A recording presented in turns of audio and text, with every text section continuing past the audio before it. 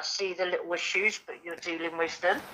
How do you think that there's anything else, any other support needs you have at the moment? No, I am fine. There's no issues at Excellent. all. There's small things that obviously in a shared accommodation happens, Yeah, like the yeah, kitchen that's not sometimes not cleaned, but I am sorting that with them. So yeah. sometimes I told them that by the time you called me the first time, I was with them on the phone, and Right. we did, Okay. Yeah. So you've got direct contact with the landlord, so you can just let him know if there's any problems, yeah. and he seems to be on it. That's good. That's good. That's what you need from a landlord, isn't it? Not one that's elusive and can never be found in case No, there's a leak or so. yeah, he has been extremely fantastic. Good. He was here twice, and the first Yeah. time there was a council inspection to the building. So everything apparently was fine, at least in my, Brilliant. unit. And then the council guy gone away, and he stayed here for a while. We have a conversation about the unit, what's the name, the meters for the electricity, so that now for each unit is not a general unit. It's not a general meter. Is 1 meter for each unit. Person. Oh, that's good. Yeah, you don't want to share people's electricity, do you? Definitely not. Yeah. No, because people are tricky. For example, I'm telling you this. Don't tell anybody. The lady, because when I came here the first time with Kai, she wanted me to take the unit in the top floor, which has his own kitchen, and because this building is not exactly a new house, is refurbished as new, but its construction is already for a few decades. In the heat wave, it might be too hot upstairs. And I refused. So I chose another one, not in the ground floor, but in the first floor. That's the one that I understood was more appropriate for me, and so far I am happy with it. And the girl who is upstairs is from Afghanistan. She has her own kitchen, but sometimes, because that's the unit Kai wanted to give to me. Yeah. But sometimes she uses the other kitchen to save energy, to save the electricity. Right. You understand? So Yeah. because I have seen it, but I heard someone cooking, frying stuff, and then going upstairs.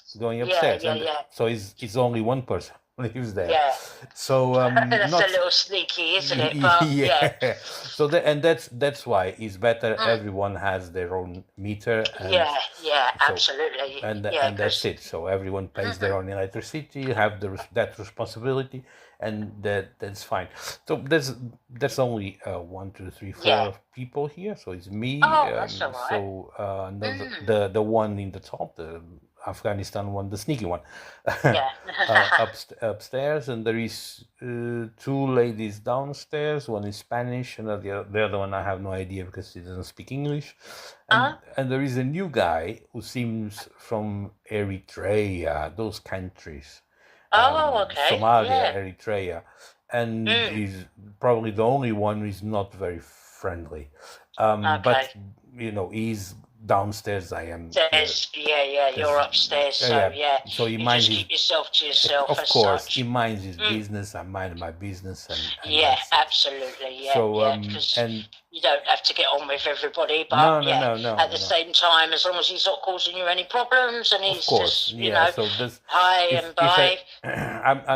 I told today to Suzanne, that is the lady of the agency, and she says, and I said to her, about the kitchen, for example, he left yesterday the two exhausters in the kitchen working for several minutes, 15, 20 minutes. He just left that, making that noise and unnecessarily. And I told the landlord, and the landlord said, so that you're right. So what you can do is just leave one for 10 minutes and the door open. And he, despite not being allowed, he told me there is a door stopper somewhere hidden that I can use to keep the door open. and then the fumes, and then all the smell, frying smell, cooking smell. It goes out. There is in the staircase another window. We can open it, and that's it. So and yeah, so that's the thing. So we have to cooperate between each other. Landlord has been extremely helpful. He was here yesterday. Have a conversation with me because he heard a few rumors, etc. And I have to clarify to him what's going on. So now he knows what's going on. Apparently, there was also in the neighborhood something that they faked a video. The video was faked in California, but they say it was here that I was doing in the top of the roof. I never went to that part of the house, and I have, because that's the thing. People might find it strange, but I have, for my own safety, one mobile phone recording 24 hours a day. Yes, right? So, and if they say I was in the roof saying something, so I can prove that I wasn't. And I don't have any problems to put those videos on YouTube, and everyone can say that whatever is. And I was told, I can't confirm this, that the neighbor's video was shared with the landlord, and the landlord spot the forgery immediately. Otherwise, he would speak to me, hey, there's a video like this. No, but he didn't, because he knows the video. He knows. And apparently it's said, fake. yeah, it's fake. Because there's just like there is a guy, and that when I saw your email saying urgent, I thought that you saw someone looking like me, talking like me, doing an interview. Yeah, it was true. This morning, apparently, a guy who pretends to be me was in the park where I was sleeping the last 2 years, doing an interview to the TV, saying things that is nonsense. It's not the first time. It's actually the third or the fourth time. So I arranged it for one of my videos being published on YouTube, and then anyone can see that while the guy was giving the interview, I was at home sleeping and then having breakfast. So that's the only way to debunk these people. The first time, I understand now. the first time that guy was on a TV confessing things that I never did, like armed robbery, rape, and stuff like that. What he's doing is criminal impersonation. I should report him, and the journalists who know who he is and they know it's not me, they should be reported to the police, because that's that they are trying to pervert the course of justice. An innocent man could go to prison for a long time if that was taken seriously. So, and I'm going to do that. And the first time it happened, I was still in the shelter. It was on a Friday, I think the 22nd.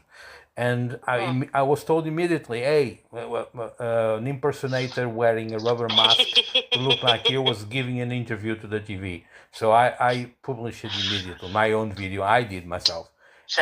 And everyone, including the Birmingham police, because what he confessed was something that happened in Birmingham. It was, I spent in 2024 a couple of weeks there. And during that period, I think it was the eve of the last day, there was an armed robbery in the shop, and the guys were caught as two Indian guys, one with long hair. They were caught, they were sent to trial, and they took 17 years prison each.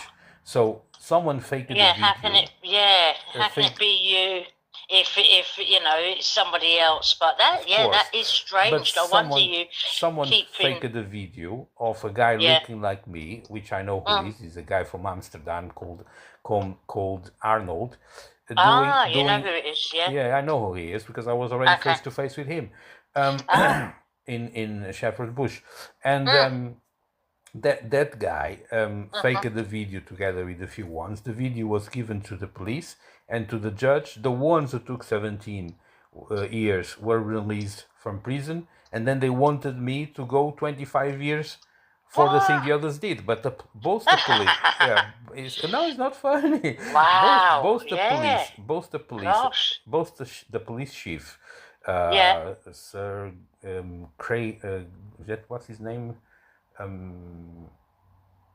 Craig Guilford, I think that's his name, the police chief, and the CPS, refuse all that forged evidence because I already figured out the video is a fake, and they explain it to those ones who want me in prison. Said that first of all, the video is a fake, just like the other video in the hotel was a fake. Second, surveillance cameras and police surveillance help us to caught the real guys. That's Third, the TV interview in which you say that he admitted to do it is not him, because he has evidence and he showed to the world evidence that he was asleep while someone was giving that interview. So it actually backfired, because then the Birmingham police will not take anything against me anymore.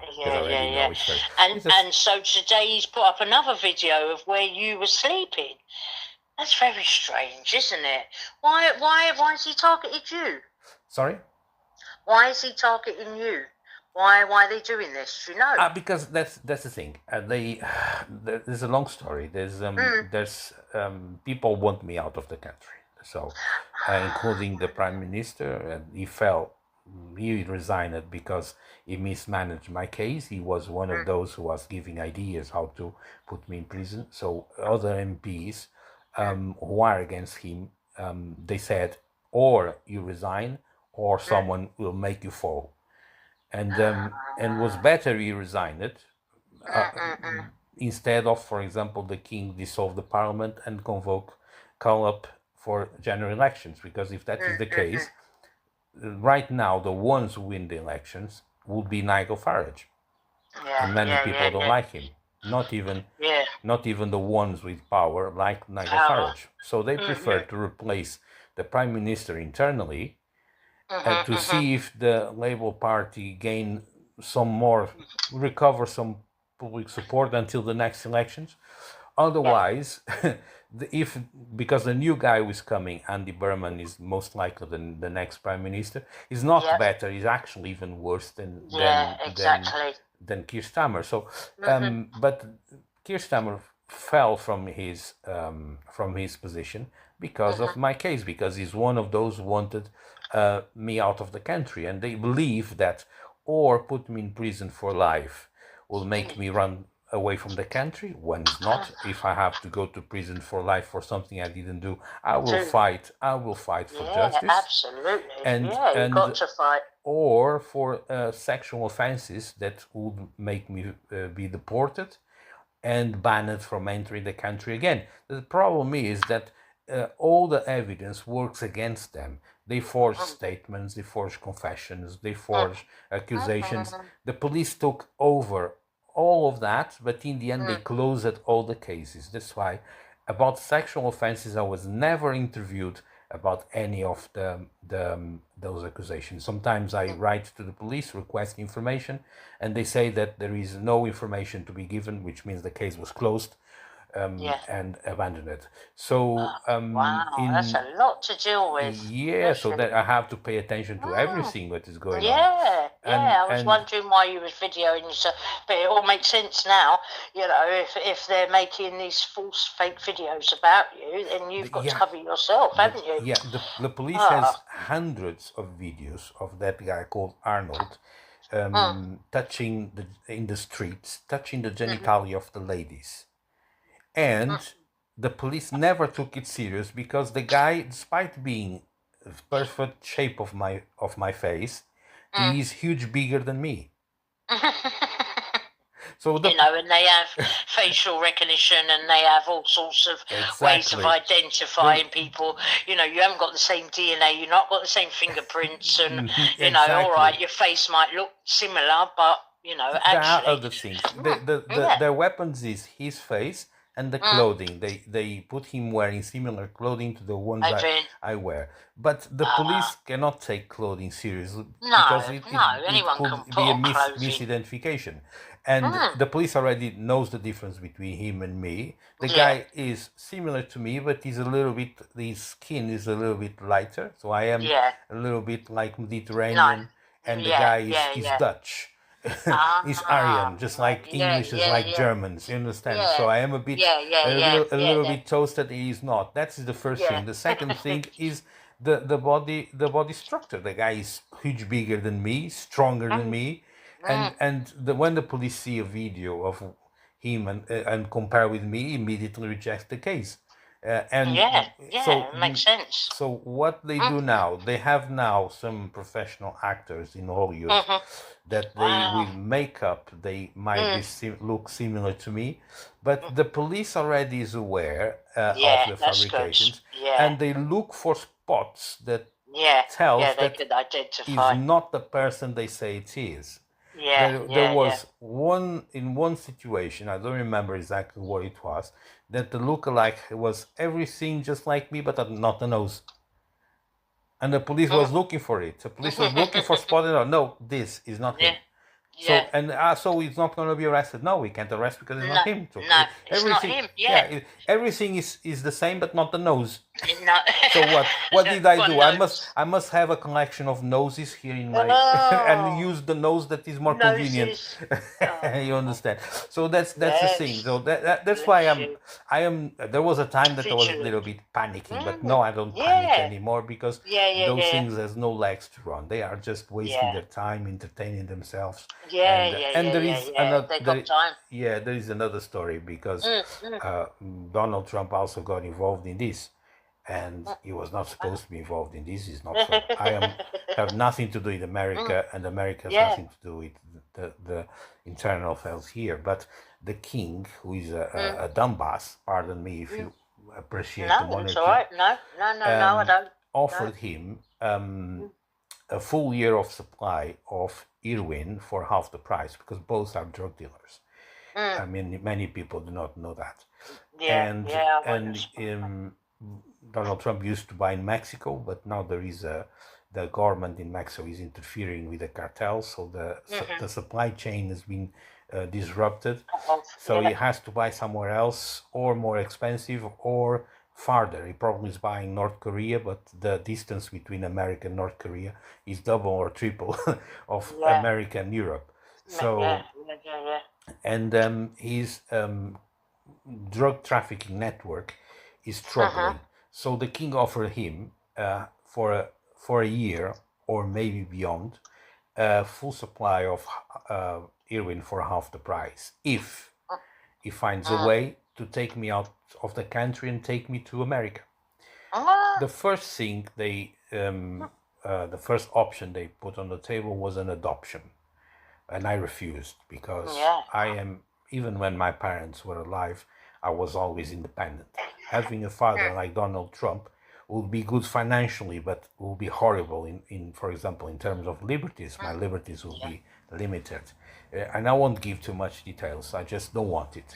I was homeless by that time, and I prefer to be homeless for the rest of my days rather than be in his family. That's the first thing. Absolutely. Then he put other possibilities, like his daughter got a split.